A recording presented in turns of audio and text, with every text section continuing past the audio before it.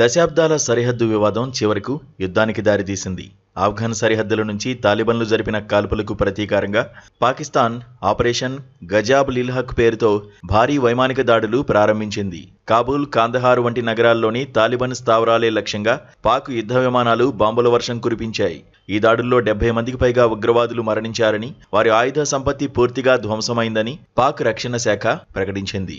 దీంతో ఇరు దేశాల మధ్య మళ్లీ ఉద్రిక్తతలు ఒక్కసారిగా తారాస్థాయికి చేరాయి. మరోవైపు తాలిబన్లు కూడా ధీటుగా స్పందిస్తూ ఎదురుదాడికి దిగారు. సుమారు 55 మంది పాక్ సైనికులను హతమార్చామని, సరిహద్దులోని 19 కీలక పోస్టులను తమ అధీనంలోకి తీసుకున్నామని తాలిబాన్ ప్రతినిధి జబిహుల్లా ముజాహిద్ సంచలన ప్రకటన చేశారు. కొంతమంది పాక్ సైనికులను బందీలుగా పట్టుకున్నట్లు సోషల్ మీడియాలో వార్తలు కలకలం రేపుతున్నాయి. అయితే ఈ ఆరోపణలను పాకిస్తాన్ ఇంకా అధికారికంగా ధృవీకరించలేదు. ప్రస్తుతం టోర్ఖమ్ సరిహద్దు వద్ద ఇరు వర్గాల మధ్య భీకర కాల్పులు కొనసాగుతున్నాయి. మా సహనం నశించింది.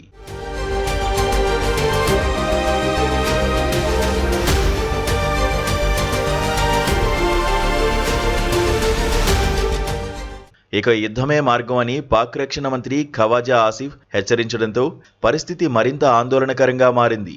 ఐక్యరాజ్య సమితి శాంతి చర్చలు జరపాలని విజ్ఞప్తి చేస్తున్నప్పటికీ క్షేత్రస్థాయిలో బాంబుల మోత ఆగడం లేదు. రాత్రి పగలు అని తేడా లేకుండా ఇరు దేశాలు బాంబుల వర్షం కురిపిస్తున్నాయి. ప్రాణభయంతో సరిహద్దు గ్రామాల్లోని వేలాది మంది ప్రజలు తమ ఇళ్లను వదిలి సురక్షిత ప్రాంతాలకు పరుగులు తీస్తున్నారు. ఆహారం లేక శిబిరాల్లో బిక్కుబిక్కుమంటున్నారు.